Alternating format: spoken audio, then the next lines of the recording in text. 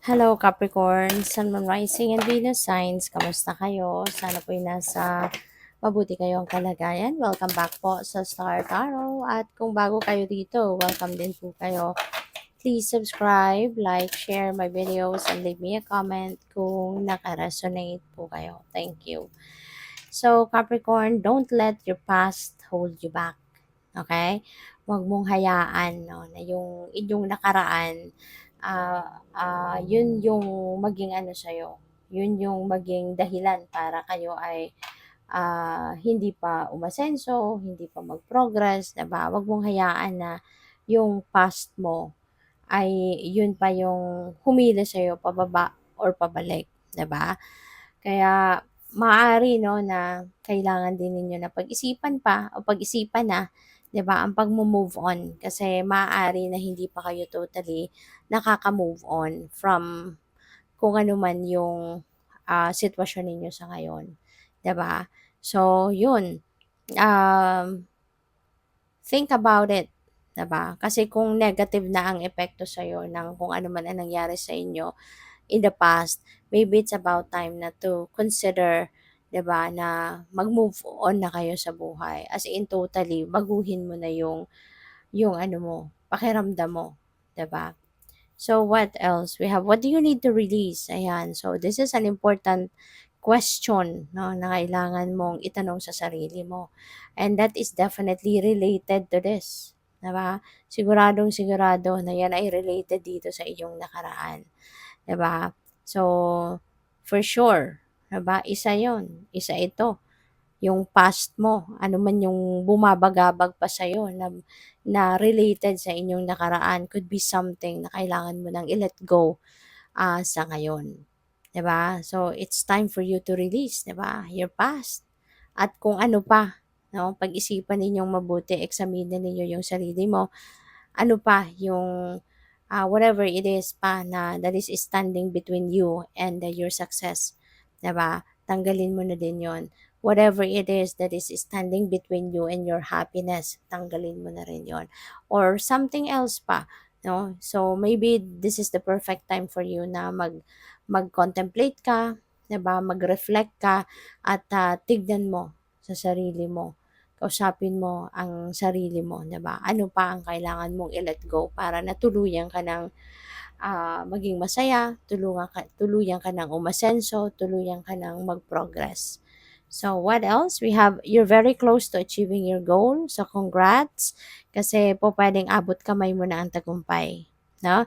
Baka isang kembot na lang and you are claiming your success, 'di ba? So good for you. Kaya ano lang, kapit lang, laban lang, 'di ba? Hanggang sa tuluyan mo ng maakyat 'no, yung ladder of your success. Kasi malapit na, eh. Konting kembot na lang, konting effort na lang, konting tiyaga na lang. Huwag kang gi-give up, Capricorn, okay? Kung kunyari meron ka pang, um, kung meron ka pang may encounter diyan na challenge, no, challenging situation, never ever give up. Huwag kang susuko. Kasi meron ng heads up sa'yo ang divine na very, very close ka na, no, sa inyong tagumpay. Sobrang lapit mo na. Kaya wag mo nang anuhin, wag mo nang sabotahiin ang sarili mo. Okay? So, by the way, maraming salamat for subscribing. And if you haven't subscribed yet, subscribe na kayo. And also, maraming salamat din for not skipping the ads. Malaking bagay yan sa akin. And also, please click the join button sa baba ng video kung gusto niyo na mag-join kayo sa membership.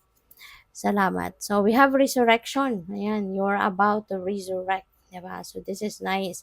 This is really very good. Napakagandang energy ito na binibigyan ka dito ng heads up ng divine na you are soon going to rise above your situation. Makakapagsimula ka na din ng bagong buhay, makakapagsimula ka ng, 'di ba,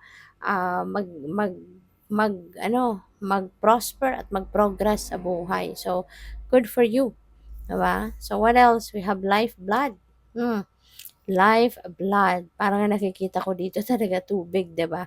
So, maaari ng iba sa inyo baka struggling, no, sa pag-iinom ng tubig, Capricorn. This could be a reminder, no, para sa'yo na it's about time na for you to get back to drinking water. Okay? Baka nade-dehydrate ng iba sa inyo or baka may tendency na kayo na ma-dehydrate. So, wag naman. Okay? Agapan nyo na. Uminom na kayo ng tubig. Uminom na kayo. Magbaon kayo ng tubig, Hindi necessarily na isang baso agad ang iinumin ninyo. Kasi may mga tao, 'di ba, na hindi mahilig uminom ng tubig. So, kung hindi man kayo gano'n na nakakainom agad ng marami sa isang inuman, sips of water would work, 'di ba? Yung paunti-unti, paunti-unti, yung maya-maya umiinom ka lang ng kahit pakonti-konti, okey na yun, maiipon na din yun, 'di ba, sa katawan mo. Ang mahalaga meron kang tubig na pinapasok sa katawan mo. Kasi kung wala, 'di ba, made-dehydrate ka.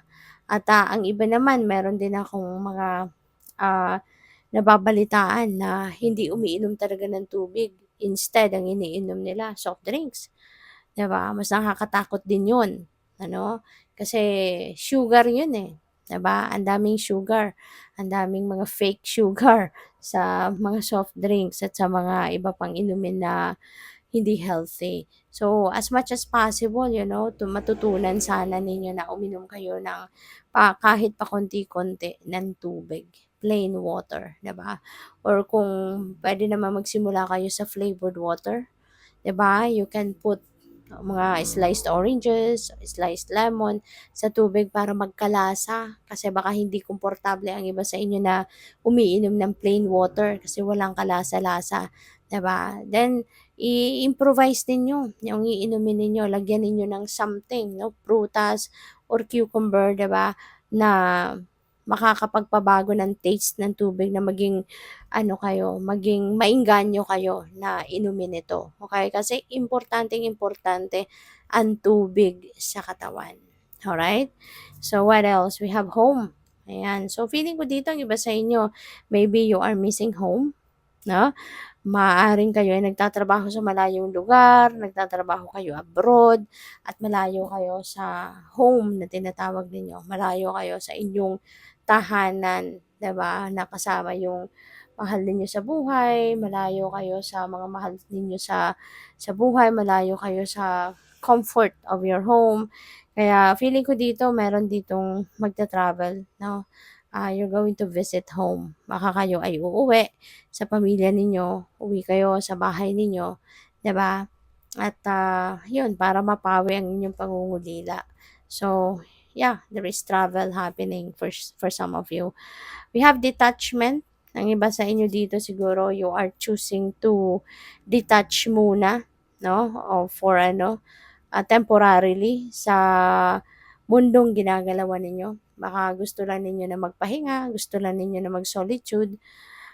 Maybe you just want to be by yourself para na makapag-isip-isip, makapag-reflect, makapag-contemplate, 'di ba? So, that's good kasi kapag lagi nga kayong busy, lagi kayong may ginagawa, so siyempre talagang maaano kayo, um mapapagod kayo at kung meron kayong mga gustong isipin, may mga desisyon na kailangang gawin, hindi nyo rin yun mapag-iisipan mabuti kung lagi kayong may iniisip na iba, mga obligasyon, responsibilities, at kung meron pinagkakabisihan lagi, 'di ba? So, that's good, no, na you are going to spend time by yourself, mag-solitude muna kayo, 'di ba? Mag-ano muna kayo, mag-time out muna sa worldly things na pinagkakaabalahan ninyo, and so that you can get back to that world, 'di ba, na replenished na kayo, recharge kayo. So, yun. Good luck. Thank you for watching. Love and light. Namaste.